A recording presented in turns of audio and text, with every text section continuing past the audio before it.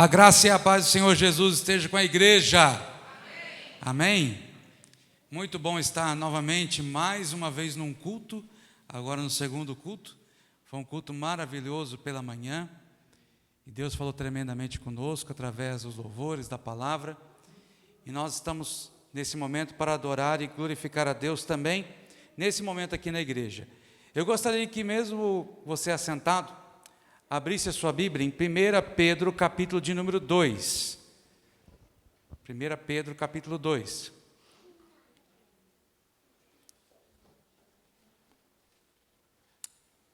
Amém? Você é crente? Tem Bíblia aí? Amém? 1 Pedro está lá perto de Apocalipse, capítulo de número 2. Eu gosto de citar isso, que é importante. Eu estou lendo na nova versão atualizada, difere um pouquinho das tradicionais, mas é o mesmo texto. Amém? Quem encontrou, diga amém. Quem não encontrou, diga Escola Bíblica Dominical Online. Amém? Por enquanto, irmãos, vão ter presencial, em nome de Jesus. Acharam isso? 1 Pedro, capítulo 2? Amém? A partir do versículo 1 diz assim: portanto, abandone toda maldade, todo engano, hipocrisia e inveja, bem como todo tipo de maledicência. Como crianças recém-nascidas, desejem o genuíno leite espiritual, para que por ele lhes seja dado crescimento para a salvação. Se é que vocês já têm a experiência de que o Senhor é bondoso, chegando-se a ele a pedra que vive, rejeitada, sim, pelos homens, mas para com Deus eleita e preciosa.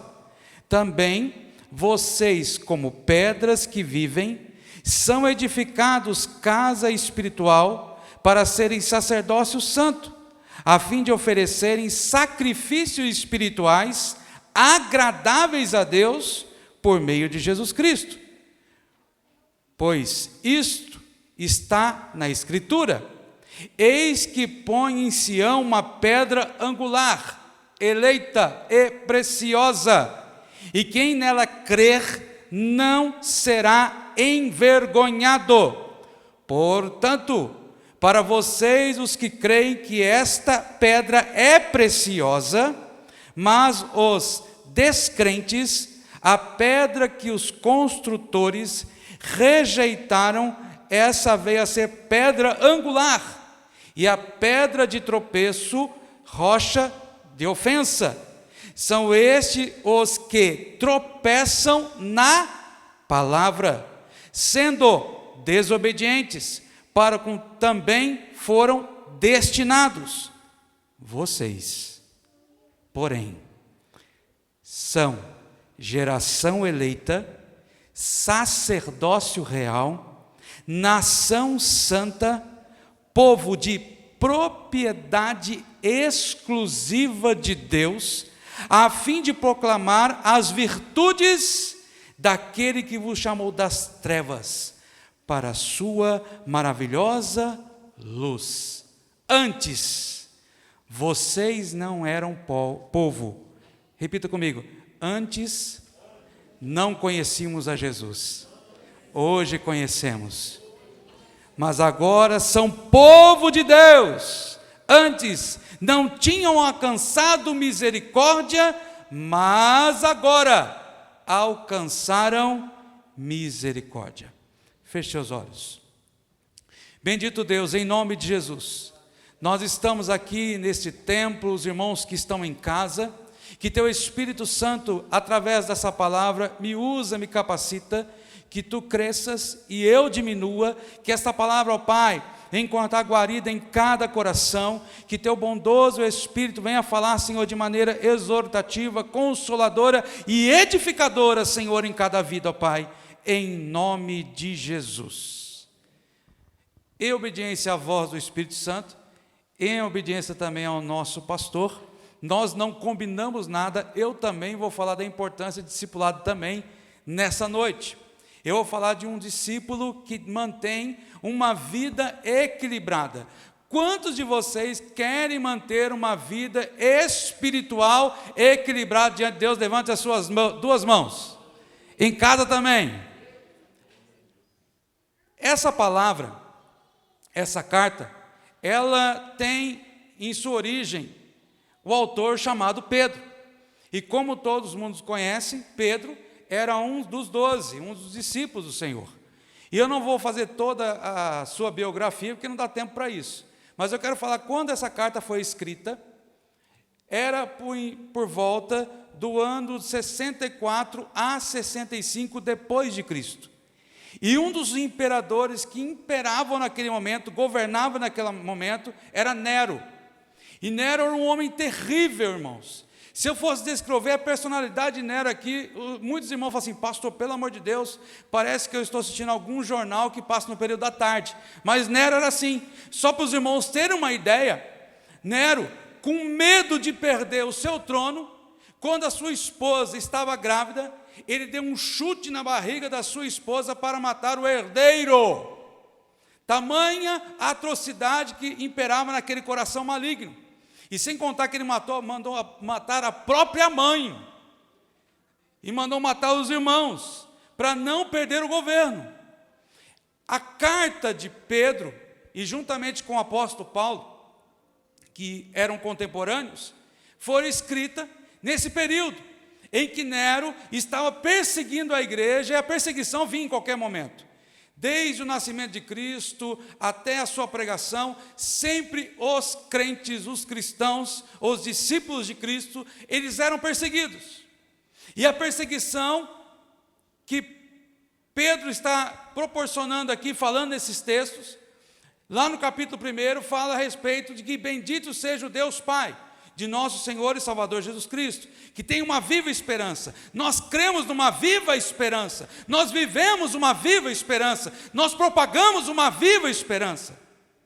Mas para que isso venha ocorrer no meu coração e no seu coração, Pedro escreve essa carta dando uma esperança para mim e para você, mostrando para mim e para você que existe uma esperança mesmo em toda essa perseguição.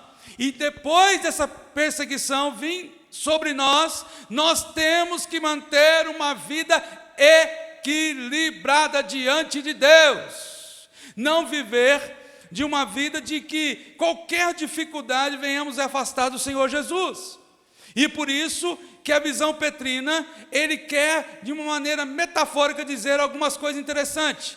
Ele começa falando de roupa, depois ele começa falando de bebê, depois ele começa falando de pedras. Ele quer exemplificar como um coração de um pastor para aquela região, porque quando essa carta foi direcionada, o destinatário dela era para a atual Turquia, e antigamente chamada Ásia Menor.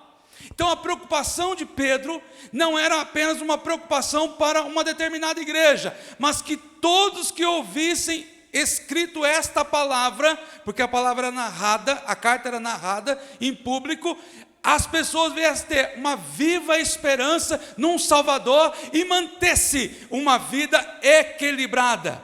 Então Pedro começa a descrever como manter uma vida equilibrada. E eu gostaria que você mantesse a sua Bíblia aberta.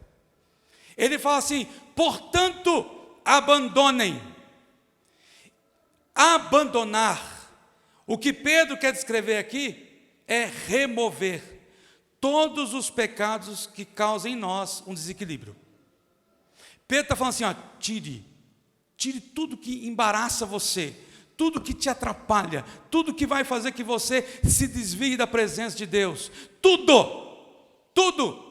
Desliga o WhatsApp agora, desliga as redes sociais, porque isso vai atrapalhar a sua comunhão com Deus. É isso que Pedro, trocando em miúdos, que ele quer falar para cada um de nós, de mostrar para nós a importância de remover algumas coisas, porque a partir do momento que eu removo, Eu estou falando assim, eu rejeito, eu renuncio. Eu falo para Deus, Deus, faça uma limpeza em minha mente, faça uma limpeza no meu coração, porque eu preciso a cada momento ter uma vida equilibrada diante de Ti, porque eu posso uma hora ou outra pecar, mas eu quero que o Senhor remova. Eu e você temos que pedir isso constantemente. E aí ele começa a aplicar falando, toda maldade. A maldade tem o significado de que todo mundo é voltado para o mal. Você pode ver uma coisa, e analise comigo. Qualquer coisa é voltado para o mal. É voltado para nós negarmos a Deus. E diz a Bíblia que o Deus desse século cegou o entendimento dos incrédulos. Eles não querem reconhecer quem é Deus, porque é um mal que assola. Se você não acredita num poder satânico, ele existe e é real. O diabo não é uma descrição alegórica, o diabo não é uma descrição fictícia, o diabo ele é real. E esse mundo está contaminado pelo mal, há um desequilíbrio total. Mas Pedro fala assim, remova a maldade. Não deixe que essa maldade impere na sua casa, impere na sua mente, impere no seu lar, impere no seu trabalho, porque a Bíblia fala, e pode ser até o Antigo Testamento, mas eu acredito que essa palavra é profética. Aonde pisarmos a planta dos nossos pés, se torna santo ao Senhor. Há uma diferenciação entre nós e as pessoas que não creem em Deus. E ele continua falando, todo engano, dolo, engano, um coração voltado a prejudicar o próximo. Nós temos que tomar o devido cuidado para não houver no nosso coração um desequilíbrio, para que eu e você não venhamos aplicar de maneira errada a vida cristã, porque às vezes aplicamos de maneira errada. Temos o coração voltado muitas vezes para prejudicar o próximo. Nós temos que tomar cuidado. Esses ditados populares não devem fazer parte da minha vida, da sua vida. Bateu, levou. Acima de mim só avião. Isso não deve fazer parte da nossa vida. A nossa vida tem que ser diferente. Não deixe o engano. Não prejudique ninguém. Mas pastor, a pessoa me prejudicou. Ore a Deus. Fale com Deus. Porque Ele cuida de tudo. Ele fala, tire isso de vocês. É para tirar. É como eu pegasse o meu terno aqui e jogasse para o irmão Suede. Tirar mesmo, tire. O que vai prejudicar, não leve adiante. E ele continua falando, hipocrisia. Hipocrisia é um ator que representa algo mentiroso, que não é verdadeiro. A vida que eu levo dentro do templo, eu devo levar dentro da minha casa, dentro do meu trabalho. Eu não posso deixar uma capa dentro da igreja e lá fora no mundo ser outra pessoa. Pedro está falando para mim e para você, tire, abandone. Todos os dias, eu e você estamos no mesmo barco. Temos que abandonar a nossa velha natureza e dizer, Senhor, não deixe que eu tenha um coração hipócrita, que as minhas orações sejam orações verdadeiras, que a minha vida familiar, minha vida como esposo, como esposa, seja de maneira verdadeira. Ele diz assim, toda inveja. A inveja, irmãos, é um pecado que está ligado ao eu. Eu quero possuir algo que não me pertence, não é meu. E nós temos um sério problema de querer ser igual ao outro, ou ser melhor que o outro. Ter um sentimento de inveja. Pedro está falando assim para mim e para você, abandone para que você tenha uma vida equilibrada, que todo o eu, toda a inveja não seja enraizada, porque muitas vezes nós deixamos raízes brotar. Abandone, eu e você temos que abandonar. E o que eu estou falando aqui, irmãos, nesta palavra, é pecado. O pecado ele tem que ser pregado, o pecado ele tem que ser denunciado, porque a palavra de Deus fala ao meu coração, ao seu coração. Ele fala todo sentimento de inveja, tire, abandone toda maledicência, calúnia, isto é, ficar falando da vida dos outros para prejudicá-los. Tem gente que gosta de ter um espírito de fofoca, não gosto nem desse termo, mas para ficar mais acessível aquilo que eu estou falando, de querer prejudicar alguém, falando mal de alguém. Nós temos por isso natureza, irmãos. Eu e você somos pecadores. Às vezes olhamos para a pessoa, já tiramos um diagnóstico, falamos assim, aquela pessoa é ruim. Nossa, aquela pessoa não é assim. E às vezes não tiramos coisas boas. Temos que filtrar, irmãos, por excelência, coisas boas no nosso coração. Foi falado pela manhã que nós temos que ser sal e luz, que nós temos que negar tudo e carregar a cruz, não prejudicar alguém, não falar mal com o outro. Por quê? Porque a partir do momento que eu tenho uma experiência com Deus, eu começo a abandonar essa velha natureza. O que eu aplico isso para a minha vida? É que temos que remover tudo, irmãos, porque temos que pedir ao Senhor, limpa o nosso coração. Talvez você está matutando aí, pensando aí, mal de alguém. Espírito Santo, me purifique. Fala, Senhor. Talvez no momento em que você vai cear, o inimigo vai fazer assim, ué, você está devendo? Como que você vai cear? Você que está em casa, você está devendo? Você fala assim, não estou devendo, porque a partir do momento que eu pedi perdão a Deus, Ele limpou meu coração, eu abandonei o pecado e vivo agora com Deus. O equilíbrio, diz aqui no versículo de número 2, como crianças recém-nascidas, desejo genuíno leite espiritual, para que por ele lhes seja dado crescimento para a salvação, se é que vocês já têm experiência do que o Senhor é bondoso. A segunda coisa que eu aprendo aqui, irmãos, que eu devo me alimentar de maneira saudável da palavra de Deus, daquilo que Deus falou no meu coração.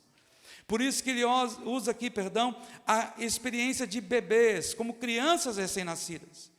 É o novo nascimento. Eu nasci de novo. E a partir do momento que eu nasci de novo, o meu desejo é sempre, como cristão, para manter uma vida equilibrada, ter fome da palavra de Deus. A minha alma deve anelar pela palavra de Deus, o meu coração deve anelar pela palavra de Deus. Só você lê o salmista, em que descreve o Salmo 119, as virtudes que ele coloca ali para falar da palavra de Deus, de suma importância para a minha vida, para a sua vida, irmãos. Não tem maior remédio existente nessa terra que a B66, que é a Bíblia Sagrada, que é alimento para a minha alma. Quando eu desejo no meu coração ter fome dessa palavra, me dá entendimento, eu começo a manter uma vida equilibrada. Eu começo a procurar a ter esse desejo. E ele usa uma expressão aqui, genuíno.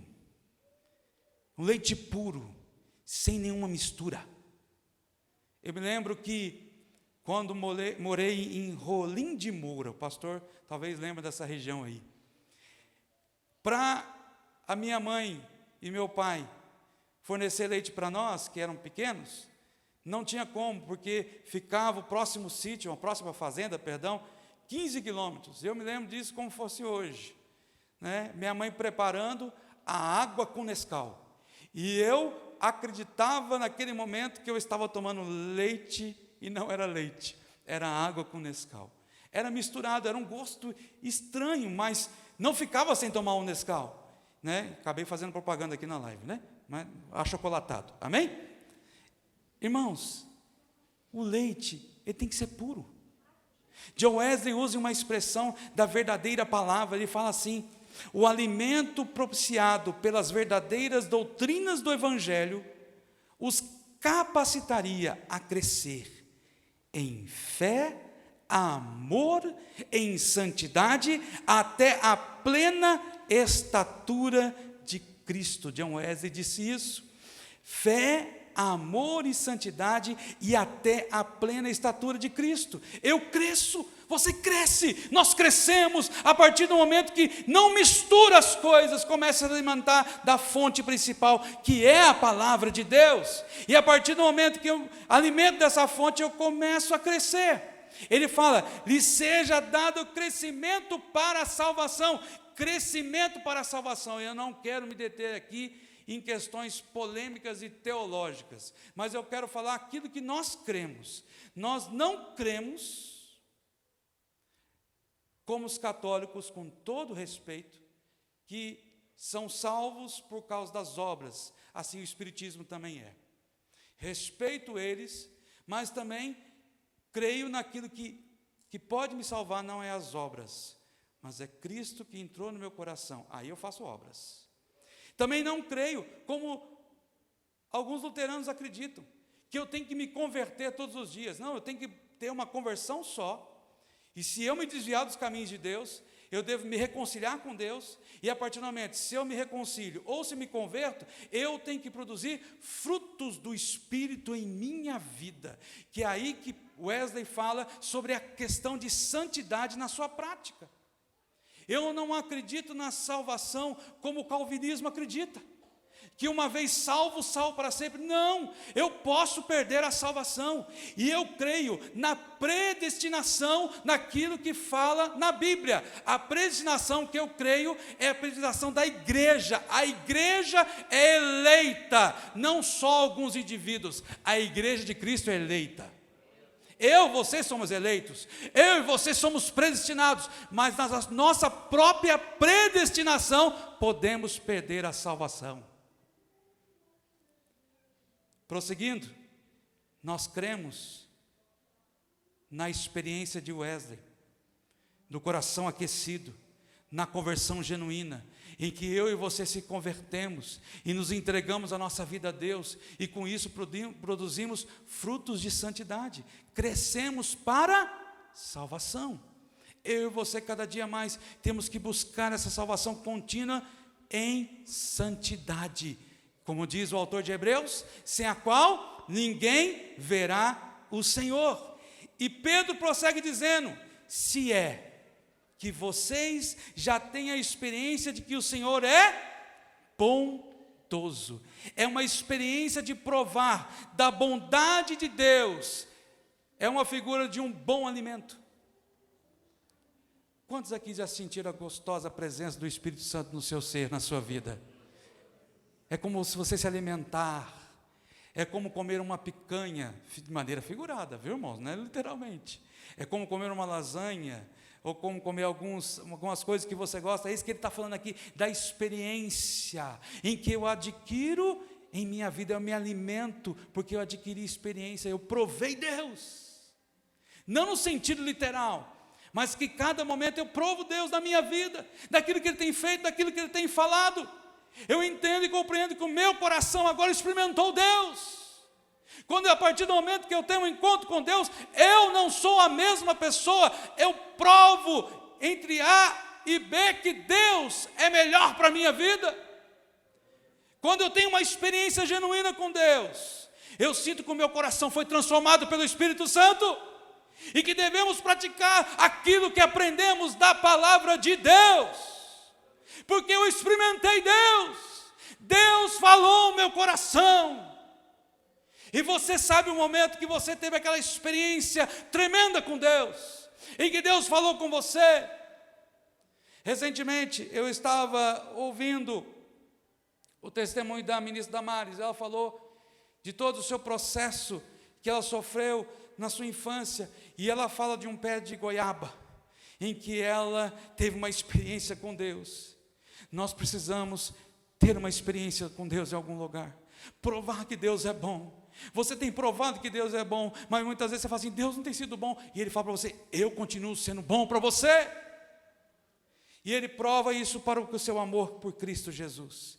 Do versículo 4 ao 8, diz de edificação: somos edificados em Jesus, somos pedras vivas, e naqueles que rejeitam a Cristo Jesus. Pedro faz a comparação aqui, daqueles que creem em Cristo Jesus, daqueles que rejeitaram Cristo. Primeiro, daqueles que rejeitaram Cristo, eles rejeitaram como Salvador. E muitas pessoas, infelizmente, continuam rejeitando Cristo como Salvador. Cristo é rejeitado pelos homens, mesmo Ele morrendo por eles, eles continuam rejeitando. Mas diz a Bíblia que Ele é eleita e preciosa. Jesus é aquele que havia de restaurar todas as coisas, e Ele restaurou. Cristo restaurou todas as coisas.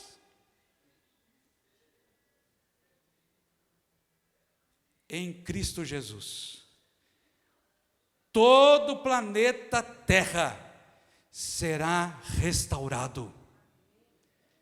Tudo que tem acontecido de errado, Jesus vai restaurar. Há uma restauração plena em Deus. Nós temos que crer nisso, que a salvação veio gratuita a todas as pessoas. Deus irá restaurar todas as coisas. Ele fala isso com um projeto no Salmo 118, depois começa a descrever em Isaías, que há uma restauração lá no capítulo 66, que entre um leão e um leopardo nós poderemos conviver com eles. Não é ideologia de Testemunho de Jeová, com todo respeito, mas nós cremos numa restauração plena que Deus vai fazer sobre a terra, que Deus vai restaurar uma nova Jerusalém aqui na terra, e que a igreja triunfará com Cristo Jesus. O mundo rejeita a igreja, porque rejeitou Cristo. Por isso que o mundo te odeia. Por isso que pessoas te odeiam, porque eles rejeitaram a Cristo. Quem rejeita a Cristo, rejeita a igreja. É por isso que a igreja tem sido tão perseguida, irmãos. Tem cidades que não pode ter culto presencial e com muita dificuldade online. Você sabe por que tudo isso, irmãos? Há uma rejeição. Porque a igreja é lugar em que Deus liberta, cura, salva, batiza com o Espírito Santo, restaura casamentos. Beberrões são transformados pelo poder do Espírito Santo. Deus faz isso. E Ele prontificou isso, usando eu e você como pedras vivas. Eu e você somos edificados em Cristo Jesus. Jesus Cristo é o nosso fundamento. Jesus Cristo é a nossa esperança. É por isso que celebramos a ceia do Senhor, dizendo: Maranata, ora vem, Senhor Jesus. Somos templo do Espírito Santo. Somos sacerdócio santo. 1 Pedro 1,16, que para todos se tornaram sacerdotes. Nós apresentamos agora, no louvor, na paz do Senhor, conversando com o irmão, sacrifícios espirituais a Deus. Em leitura da palavra, em jejum, em orações, nós apresentamos sacrifícios espirituais. Quero remeter novamente John Wesley, que diz assim: almas e corpos, com todos os seus pensamentos e palavras e ações. Almas e corpos, com todos os seus pensamentos, palavras e ações. Porque cremos em Jesus. E por essa razão, estamos vivos para servi-lo. Ele é a pedra de esquina. Ele é a pedra angular.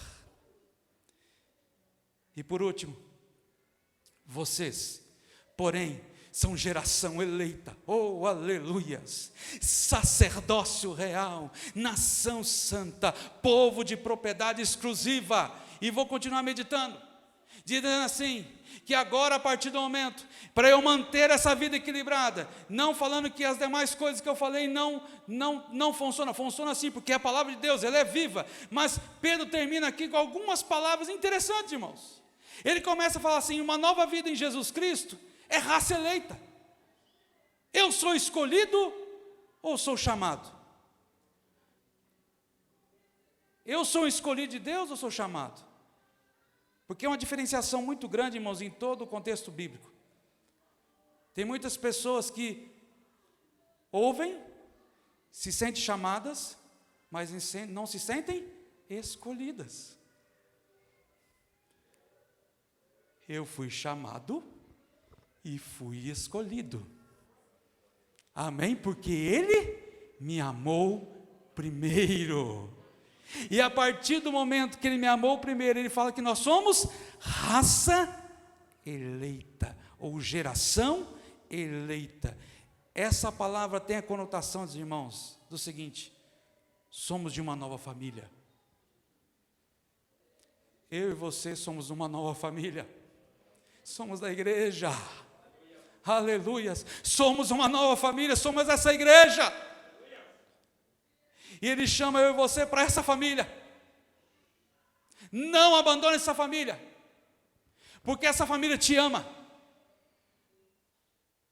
Você que está aí, talvez pense: a igreja me abandonou, pessoas me abandonaram na igreja.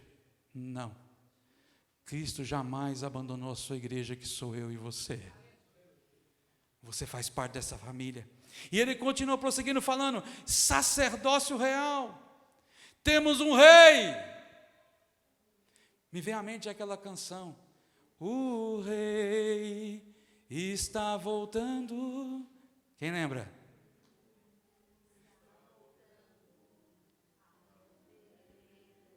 Soando. Aleluias.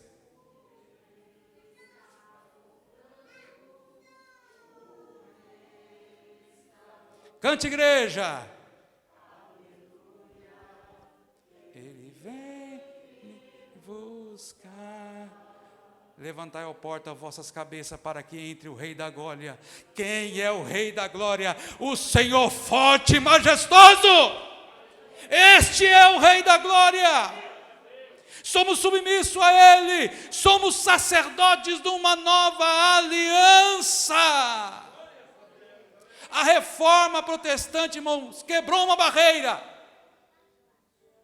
Todos nós somos sacerdotes do Deus vivo. Lá em Apocalipse fala que ele chama reis e sacerdotes. Aleluia! Há um patamar de espiritualidade, falando nesse texto aqui, falando sobre sacerdócio real. Aguardamos a volta do rei. Deus te chamou não para qualquer coisa não, meu irmão, minha irmã, te chamou para ser sacerdote do Deus vivo. E é por isso que em Romanos capítulo 12, diz lá no verso 1, que nós devemos ser sacerdote, apresentar coisas santas e agradáveis a Ele, ter uma experiência contínua para manter uma vida equilibrada. Nós somos uma nação santa. É interessante que há uma diferenciação de uma palavra aqui, raça e nação. Somos, a partir do momento, nação santa, cidadão dos céus. Somos cidadãos dos céus. Vivemos em santidade em ações.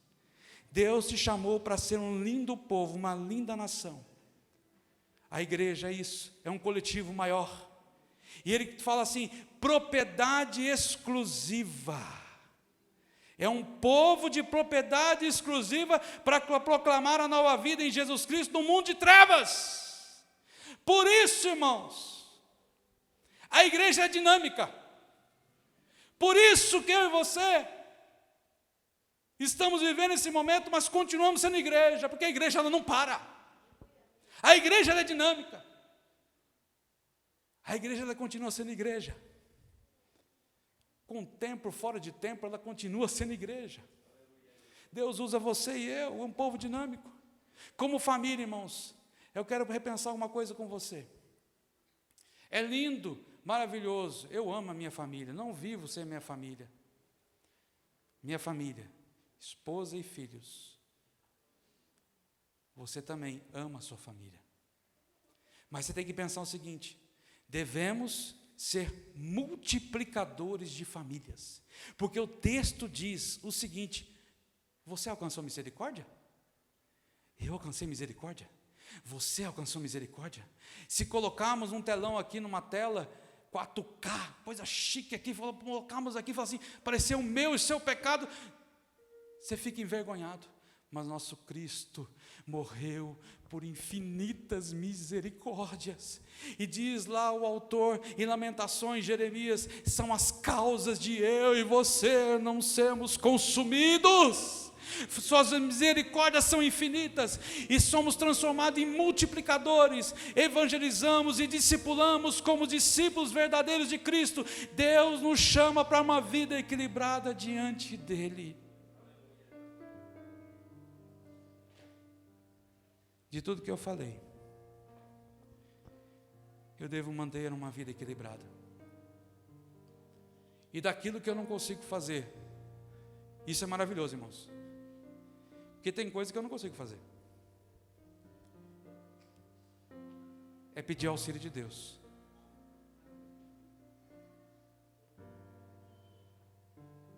Eu tinha pedido para Deus muito, para Deus acalmar os crentes, para ter um equilíbrio em todos os níveis sociais. Senhor, nós somos o povo escolhido, propriedade exclusiva, raça eleita, sacerdócio real. Há um carimbo em você e em mim, valorizando.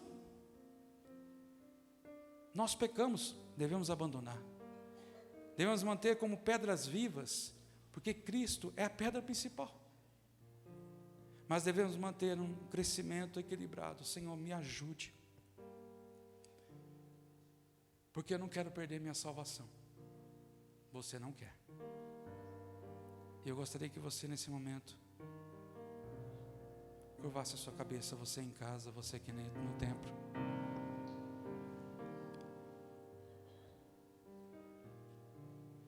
E quero convidar aqui o presbítero Josenildo. Ele vai estar orando pela nossa vida, pelo nosso coração, para não perder o equilíbrio, para dizer: Deus, me mantém na sua presença. E já já vamos ceiar. Vamos orar.